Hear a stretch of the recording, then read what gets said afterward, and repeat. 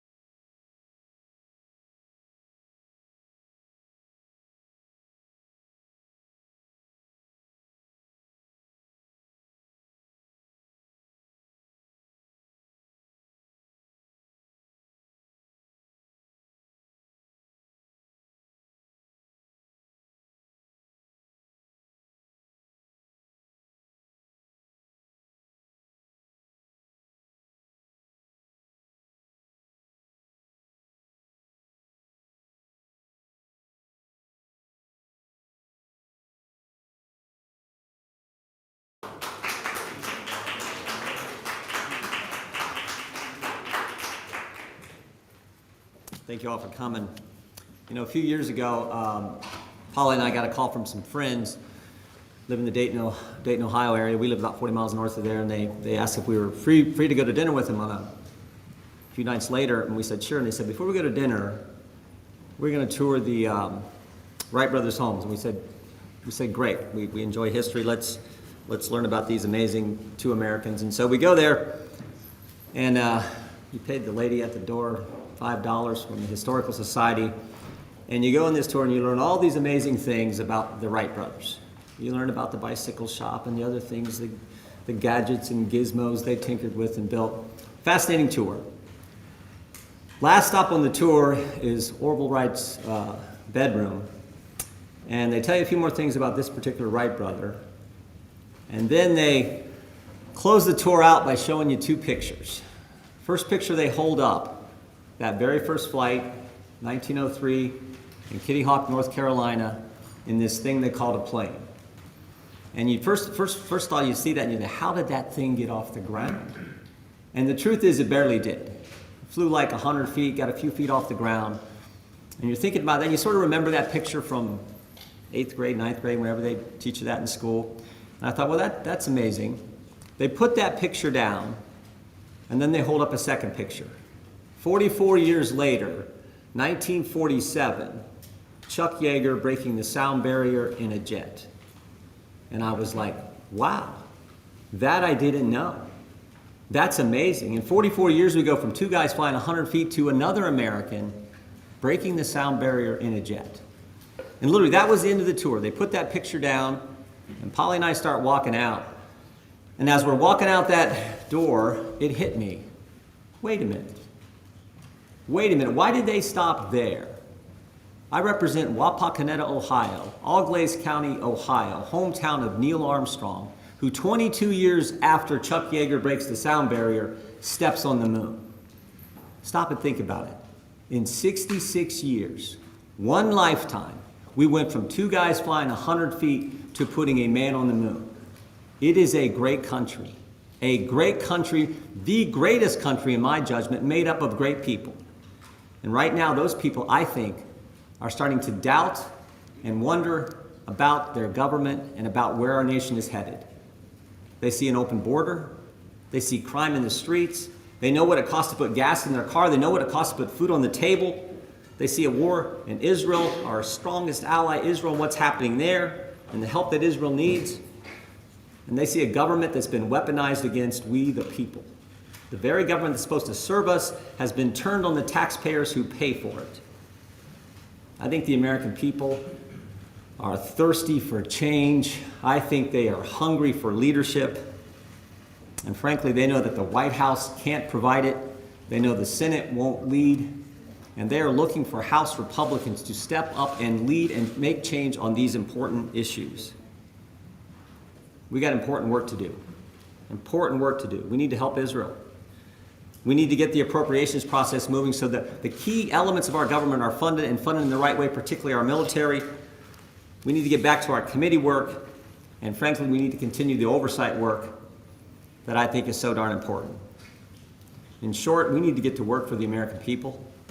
We need to do what we said we were going to do. We need to do what we told them we were going to do when they elected us and put us in office, and frankly, we can't do that if the House isn't open, and if we can't open the House until we get a speaker. My favorite scripture verse is 2 Timothy 4:7. Paul's the old guy giving advice to the young guy Timothy. And he says, fight the good fight, finish the course, keep the faith. And I tell folks, I love that verse because of the action in it. Because of the word. Americans aren't timid folks, they're people of action. And the words in that verse, fight, finish, keep, I think fit the American spirit. Americans expect their government to fight for them. They expect us to finish our work, and they expect us to keep faith with the principles and values that made us the greatest nation ever, made us the nation that could go from the Wright brothers to Neil Armstrong. That's what we have to keep in mind. And that's the kind of attitude I think we got to have. The quickest way to get all this working is to get a speaker elected. That's what I hope we can do today. I'll take your questions. Mr. Jordan, good morning.